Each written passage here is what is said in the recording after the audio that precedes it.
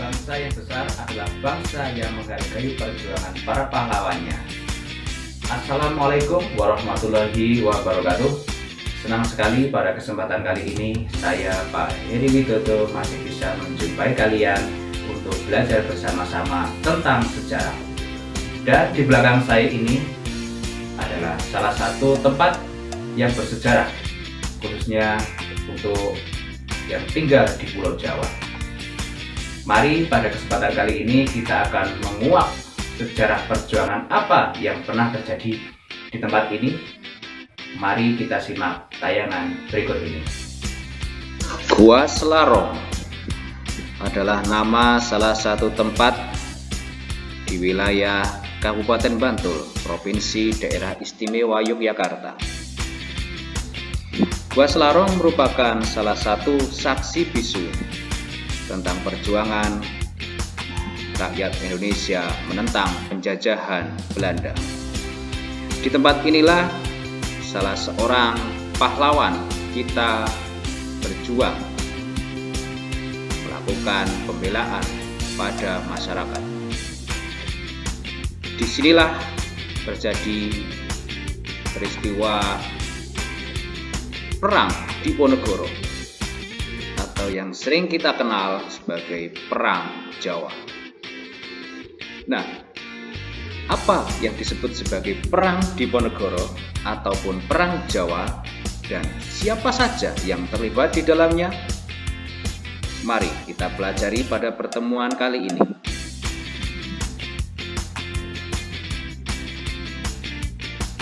Ya, pemimpin Perang Diponegoro adalah Pangeran Diponegoro. Pangeran Diponegoro ketika kecil bernama Raden Mas Ontowiryo.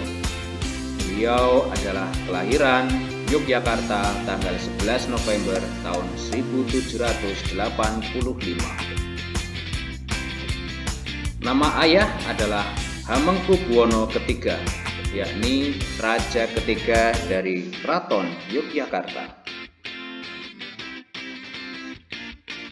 Sedangkan ibunya adalah Raden Ayu Mangkarawati. Di sini ada keunikan dari Pangeran Diponegoro. Pangeran Diponegoro tidak tertarik dengan kemewahan kehidupan di kerajaan, tetapi Pangeran Diponegoro lebih tertarik dengan hal-hal yang bersifat dengan keagamaan dan bela diri, sehingga dia rela meninggalkan kerajaan dan tinggal bersama rakyat di desa Tegalrejo.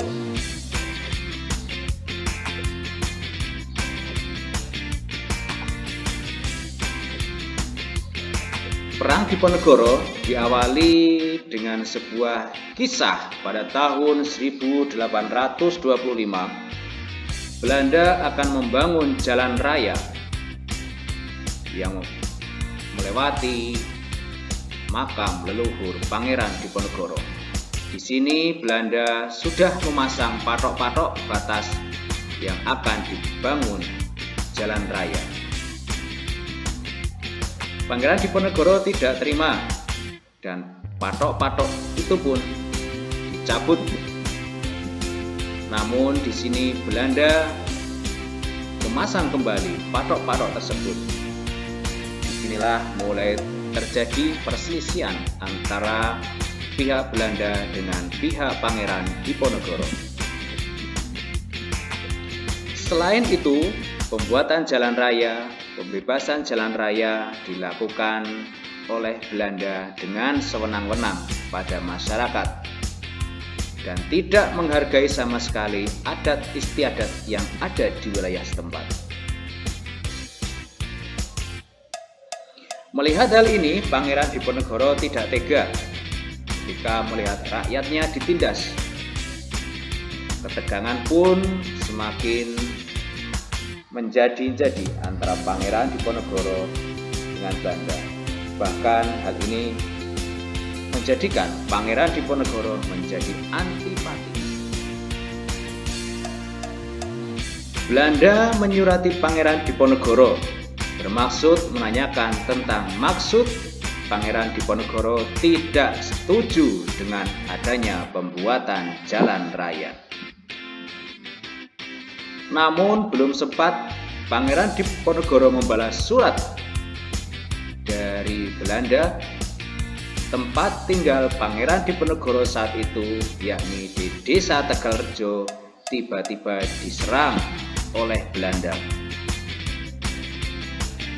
Rakyat Tegalrejo pun tidak terima. Dia berusaha membalas serangan Belanda. Namun karena persiapan persenjataan yang tidak seimbang, Pangeran Diponegoro kemudian menarik semua rakyatnya untuk mundur ke wilayah Selarong.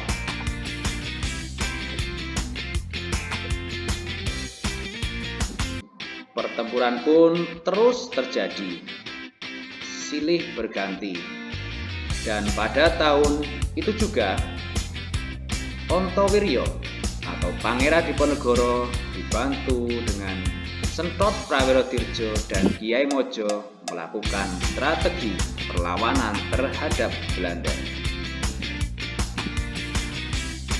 Di antara Sentot Prawirodirjo dan Kiai Mojo, mereka menyusun sebuah strategi dan kepelatihan kemiliteran kepada penduduk.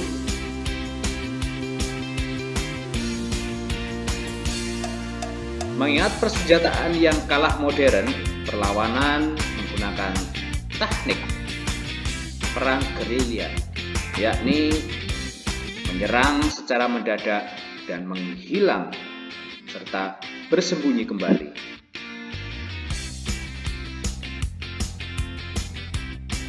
Perjuangan Pangeran Diponegoro untuk menyatukan wilayah, menyatukan masyarakat, menyatukan warga menggunakan sebuah semboyan, membuat semangat yang berbunyi sadumuk batuk sanyari bumi ditoi tekan pati. Artinya di sini Pangeran Diponegoro mengajak warga untuk mempertahankan tanah kelahiran sampai titik darah penghabisan. Perlawanan Pangeran Diponegoro membuat Belanda kalah kabut. Selama pertempuran, sejak Pangeran Diponegoro melarikan diri dari Desa Tegalrejo, Pangeran Diponegoro memilih bermarkas di Gua Selarong, Kabupaten Bantul. Di gua ini, Pangeran Diponegoro menyusun kekuatan, menyusun strategi bersama para teman-temannya untuk mengalahkan ataupun mengusir Belanda dari tanah Jawa. Perlawanan ini terus berlangsung selama 5 tahun sampai tahun 1830. Banyak peperangan dimenangkan oleh Pangeran Diponegoro. Pada tahun 1830, sini Belanda mengajak Pangeran Diponegoro untuk berunding agar pertempuran ataupun perselisihan antara Pangeran Diponegoro dengan Belanda bisa diselesaikan. Namun perundingan pun gagal.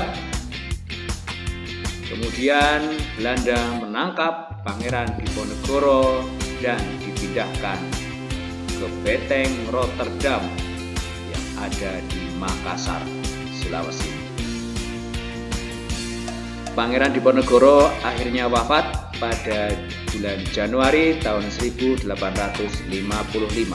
dan dimakamkan di Kampung Jawa yang ada di Makassar.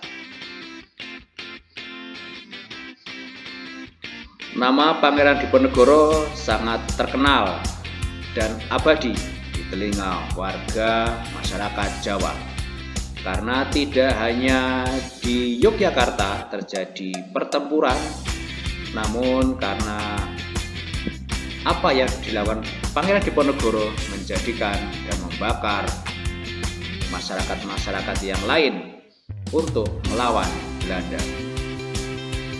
Nama Pangeran Diponegoro sampai sekarang tetap abadi. Bahkan besaran nama Pangeran Diponegoro diabadikan menjadi salah satu universitas. Dan itu juga menjadi beberapa nama jalan, bahkan pernah menghiasi mata uang Republik Indonesia. Ini terjadi pada tahun 1975. Nah, sekarang kita semua sudah tahu sebuah cerita sejarah yang terjadi di Gua Selarong. Di sini Pangeran Diponegoro bermarkas selama memimpin perlawanan terhadap Belanda yang kita kenal sebagai Perang Jawa. Semoga kalian bisa mengambil hikmah dari cerita perjuangan Pangeran Diponegoro dan kalian bisa meniru suri teladan Pangeran Diponegoro. Dan mudah-mudahan apa yang saya sampaikan pada kesempatan kali ini bermanfaat buat kalian semua. Kurang lebihnya mohon maaf. Wabillahi taufiq wal hidayah. Wassalamualaikum warahmatullahi wabarakatuh.